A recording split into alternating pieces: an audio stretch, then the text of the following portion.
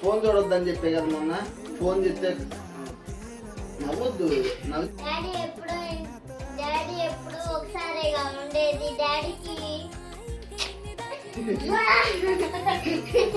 Daddy ఎప్పుడు ఒకసారి ఇంట్లోని డాడీ చూడండి అంతే, ఇంకేం లేదు.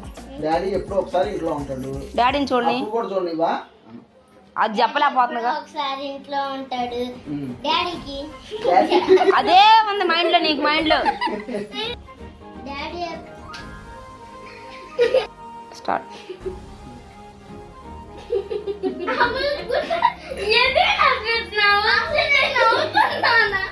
నువ్వు చెప్తావా చంపాలే?